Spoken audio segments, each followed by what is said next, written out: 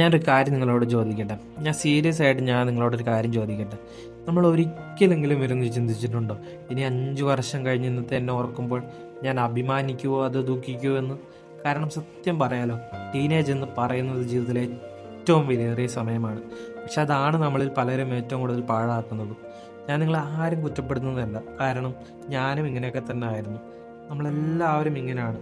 നാളെ മുതൽ തുടങ്ങാം, ഇനി ഒരു വീഡിയോ കൂടി കണ്ടിട്ട് പഠിക്കാം, ഇന്നും ഒരു ദിവസം പോയാലെന്താ, അങ്ങനെ പറഞ്ഞ് പറഞ്ഞ് മാസങ്ങൾ പോകും, പിന്നെ വർഷങ്ങളും.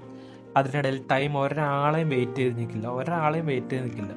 പിന്നെ ഒരു ദിവസം കണ്ണാടിയുടെ ഫ്രണ്ടിൽ പോയി നിൽക്കുമ്പോൾ നമുക്ക് തോന്നും, ഇത്രയും സമയം എവിടെ പോയെന്ന്. എനിക്ക് തോന്നുന്നത് ടീനേജിൽ നമുക്ക് പറ്റുന്ന ഏറ്റവും തെറ്റ് പരാജയപ്പെടുന്നതല്ല, അതൊന്നും ശ്രമിക്കാതെ ജീവിക്കുന്നതാണ്.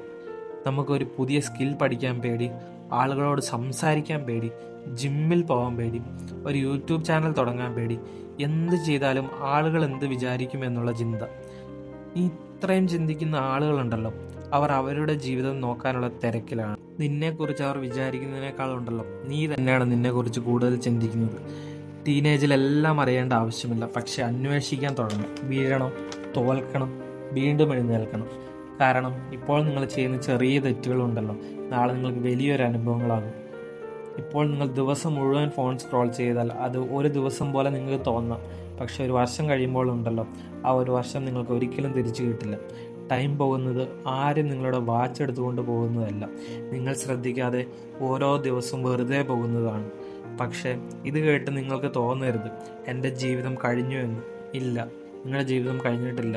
നിങ്ങൾ ഈ വീഡിയോ കാണുന്നുണ്ടെങ്കിൽ ഇപ്പോഴും വൈകിയിട്ടില്ല. ഇന്ന് തന്നെ ഓരോ ചെറിയ മാറ്റം ജീവിതത്തിൽ വരുത്തും. 10 മിനിറ്റ് പുസ്തകം വായിക്കും, 15 മിനിറ്റ് നടക്കാൻ ഇറങ്ങും, ഓരോ പുതിയ കാര്യം പഠിക്കും, ഒരു സ്വപ്നത്തിനായി ഒരു ചെറിയ സ്റ്റെപ്പ് എടുക്കൂ. ചെറിയ കാര്യങ്ങൾ ദിവസങ്ങൾക്ക് ശേഷം വലിയ ചേഞ്ച് ഉണ്ടാക്കാം.